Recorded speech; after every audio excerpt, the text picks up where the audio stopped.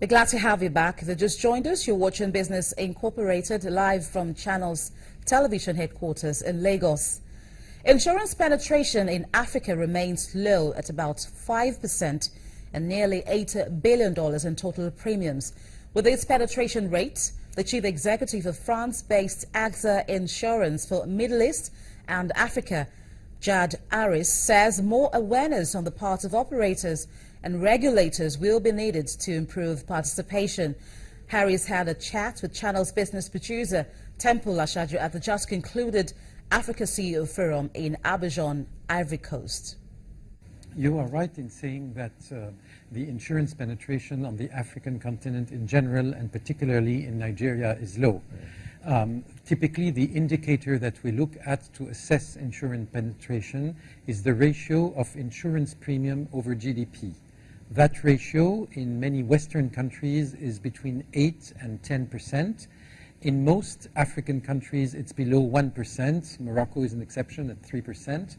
And so you are right, there is an issue of insurance penetration in Africa.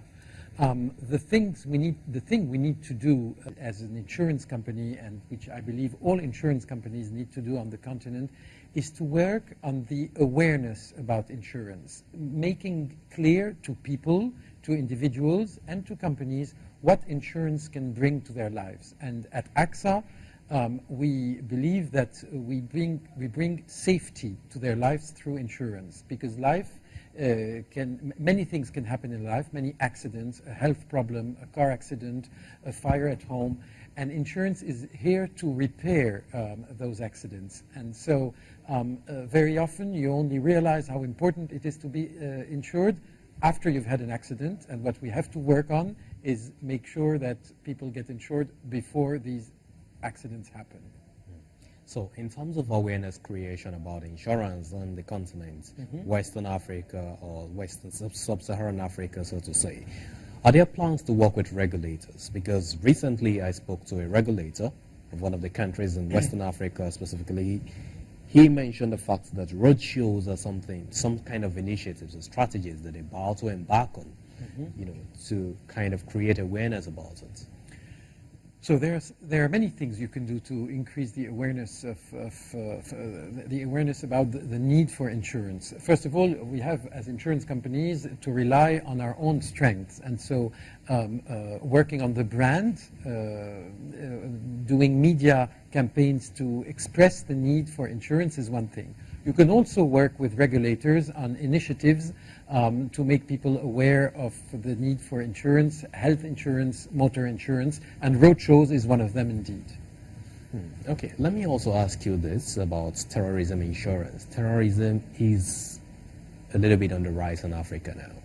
Recently, about 8 days ago, we had one, or even Cote d'Ivoire, where the Africa CEO Forum is holding at the moment. Is it possible for us to have terrorism insurance in Africa? First of all, I want to say that we were all very shocked about the events that took place in Ivory Coast a week ago, about the shootings, and we certainly think of all the casualties and their families.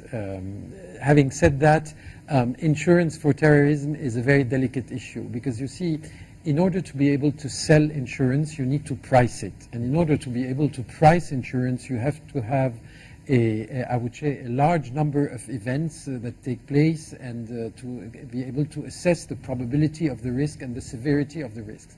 Luckily, there are too many terrorist attacks, but there aren't that many that we can build mutuality and try to assess the probability and the severity. So it's not easy. It's not impossible, but it's not easy.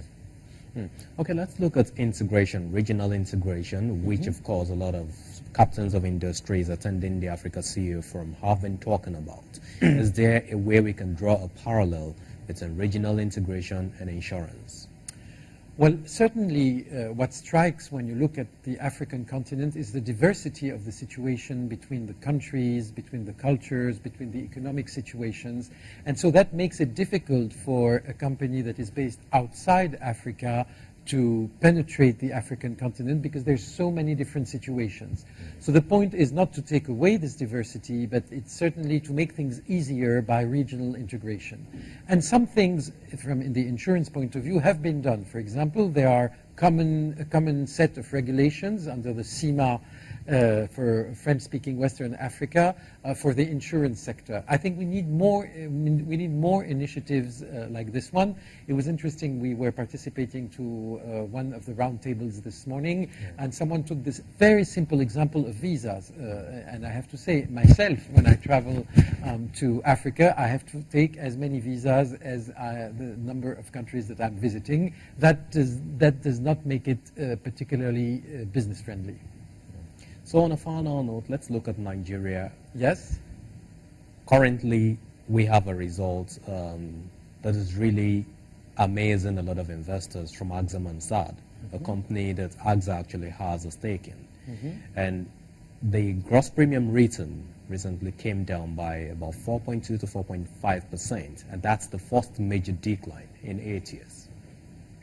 What are your thoughts on this?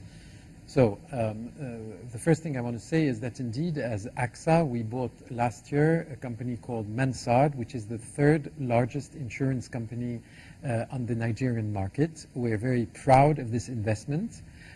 We bought a majority share on this company, which is listed on the Lagos Stock Exchange. What you are referring to is about the release of the 2015 figures, and indeed there was a slight decline of the premium for this company this past year, which is easily explained by the international environment and by the macroeconomic environment, and particularly the level of oil prices.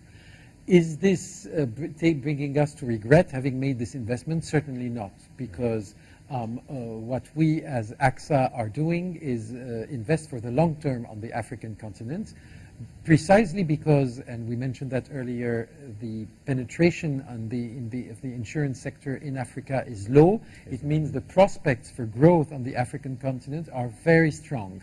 If you add to that the demographics of the continent, there's a lot of things to do in insurance in Africa, and the fact that only 1 year there was a slight decrease of premiums in Nigeria is certainly not going to make us change our mind. So you're really bullish in Nigeria? We continue to be bullish in Nigeria. I should also add that we are we have a lot of trust on the Nigerian management of Mansard, led by Tosin Runsewe.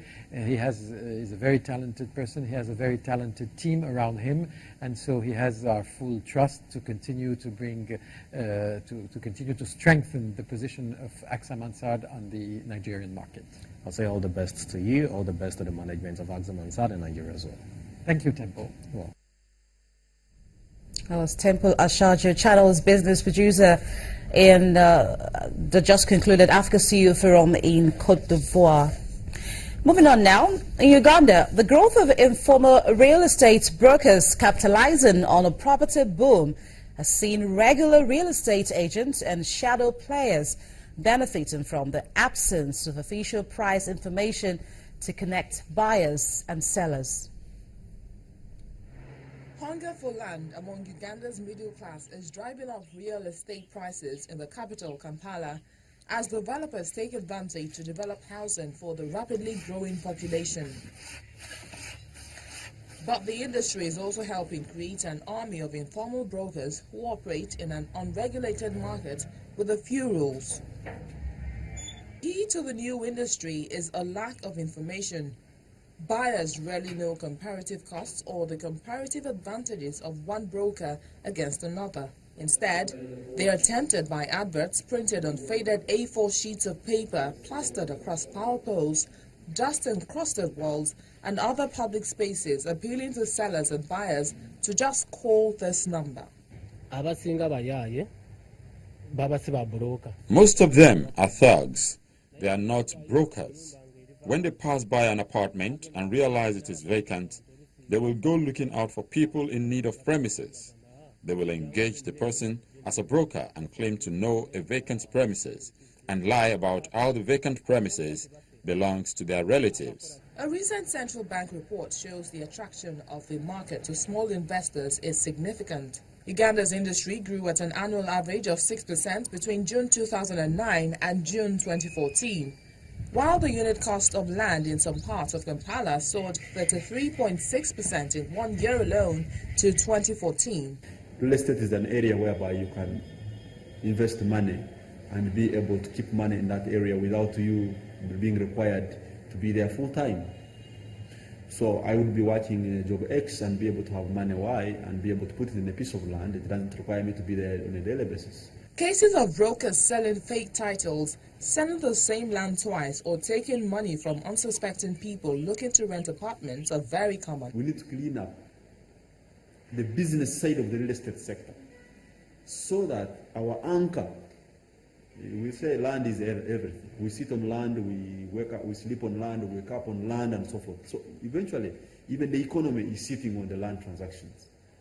So if the players in the land transactions are really left haphazard, it is not only a threat to people being conned and be robbed of the money because the land they are being sold does not exist or whatever. It is also a threat to the whole economic fiber, of which actually the financial institutions are sitting on, and even governments. The Uganda's Bureau of Statistics indicates that there's still a shortage of housing in the country. The mortgage financing business has picked up in recent years on the back of an escalating housing shortage and a fast-growing urban population.